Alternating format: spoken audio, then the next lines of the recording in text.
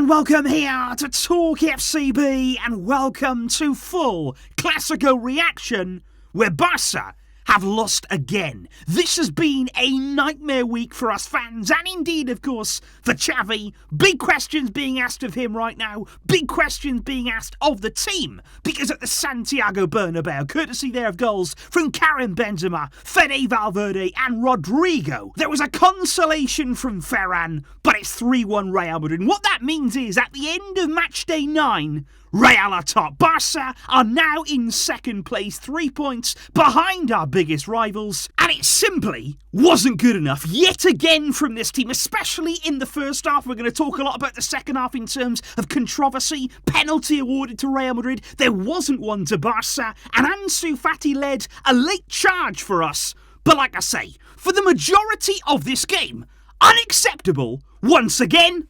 Let's discuss it. Because for Real Madrid, it was indeed Lunin in goal, replacing the injured Thibaut Courtois. And the question I would ask you guys is, did we put enough pressure on Lunin in goal there, making his Clásico debut today? Modric, Kroos and Tchouaméni really had a good game there in midfield for Real. Vinicius was always going to be a threat down the left, and Valverde really came alive as well. His goal, of course, coming from a central position. For Barça, Xavi, they're electing yes to start Alejandro Balde at left back. De Jong also came into midfield, but crucially, he kept the faith in Sergio Busquets there in holding midfield, and that was the decision that predictably came back to haunt Xavi, and it was Roberto up against Vinicius at right back. Koundé, though, made a good positive impact though on his return to the team. But even after 7 minutes here, guys, even early on in the game, the warning signs, they were there. We spoke before the game about controlling Real Madrid's left side and handling them, and Mendy and Vinicius were already causing problems there. Overlapping was Mendy, Vinicius there cutting inside. He had a shot towards goal that was deflected, that only narrowly went wide of the post,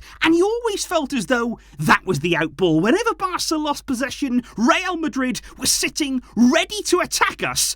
And just have a look at this here, because this again comes from our very own attack. Real Madrid win the ball back, they turn it over, and it's Toni Kroos in midfield who's actually at the heart of this break. Now already you've got a problem, because if you're in Barca's midfield there, if you're Sergio Busquets and Kroos is running past you, outpacing you in midfield, you've got a massive problem on your hands. That is unacceptable. Kroos, everything that he can do, pace is not one of those things, and if he's gliding past you, you've got a real problem. And Busquets doesn't stop him, he doesn't foul him quickly enough, he lets the play develop. Kroos then releases a brilliant ball in behind to Vinicius. We all know Roberto is not getting anywhere near him, we can't catch him, but also look here, everybody follows the ball in. Ter Stegen pulls off a wonderful save, but because we're so deep, Benzema, he's just hung back there on the edge of the box, waiting to receive the rebound. He gets it in space, and he converts it there for an easy, and that was an easy goal for Real Madrid there. So simple, the way they cut through Barca. It was amateur stuff from us,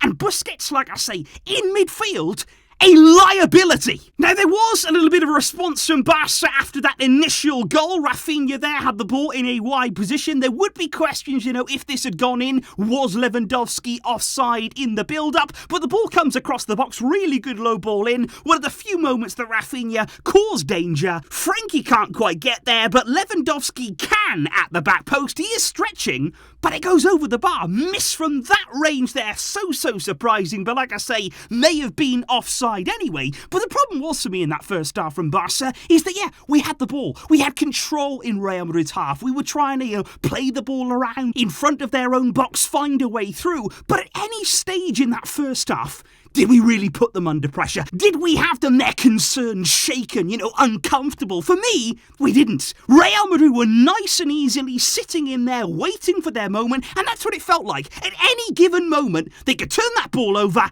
and hurt us with one single attack, and that's what they did. 35 minutes there into the game, it's a ball that goes over the top. Eric Garcia gets an unfortunate deflection on it. Vinicius at the heart of it again, goes out wide to Mendy, and again, guys, look at this here.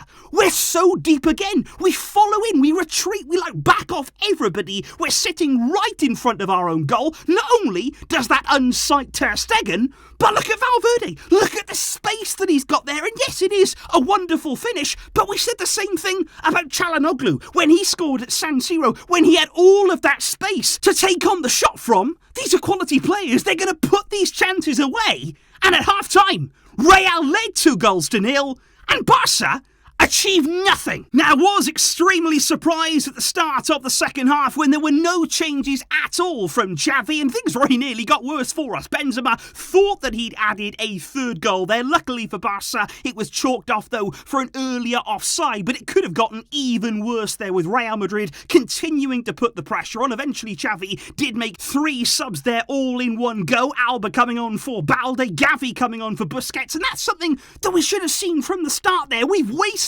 a whole half because of that insistence to play Busquets from the start. Taken off there for Gavi, who brought more intensity in the game. He was winning the ball back, turning things over like we needed in a game like this. And Ferran there coming on for Rafinha, and later on, as well, a little bit later in the game, Ansu Fati coming on. Big change there, on for Dembele, and he ignited some of our attacking moves. He brought some much needed threat in that final third. Now, one of the big significant moments from that second half came there just inside the 70th minute mark. They're entering a vital period in the game. Lewandowski makes a good run in behind Real Madrid. He's all on his own, so he cuts back inside, and as he does that, he's inside the area.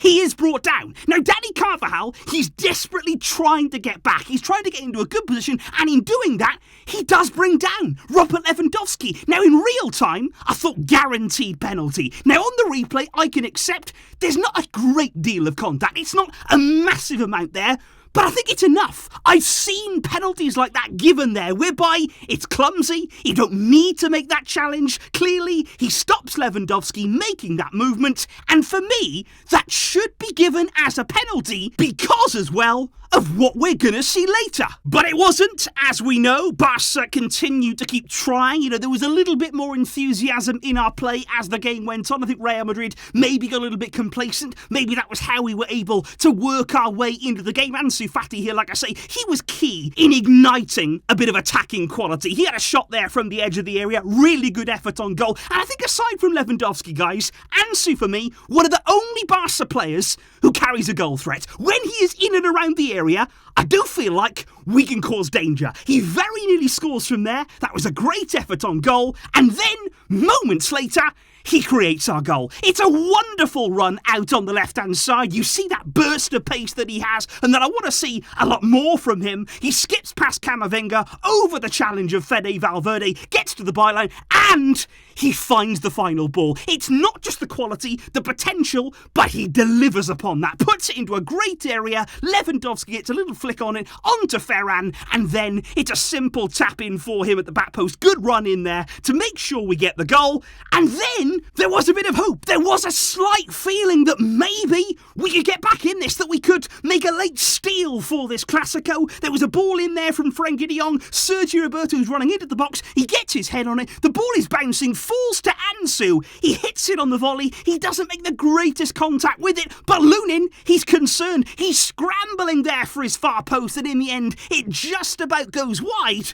But at least we were trying something. It took until the last 15 minutes to do anything in this game. Up until that point, guys, Barça were lifeless. Barça showed nothing at all in that final third. And I want to see some of the players that we saw in the final minutes of these games starting matches. That's what we need here from Xavi. That's when we actually saw something today. But of course, it all did come to a very abrupt end in the end. And controversially, like I say, because Rodrygo, who was very much on the borderline with offside there, making a run in behind Eric Garcia inside the box. Again, you describe it as clumsy. He puts his leg out there. There's contact there on the boot of Rodrygo. Obviously, he goes down. Now, this time, there's a full VAR check. This time, the referee wants to go over. He can't wait to have a look at the screen. He has a nice, good look at it, slows down all the replays, and then says, yes, Real Madrid have got their penalty. We didn't have anything like that for the challenge on Lewandowski. Real get theirs, though. They make it 3-1 through Rodrygo,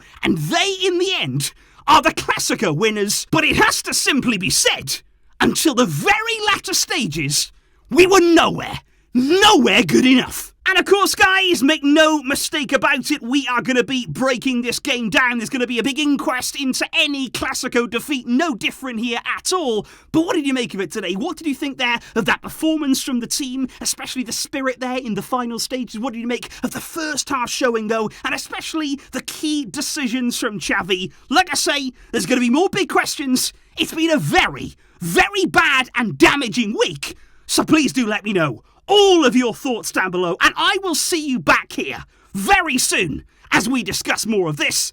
Thank you, though, for watching, for all of your support, and I'm sorry today that we couldn't get the result that we so desperately wanted.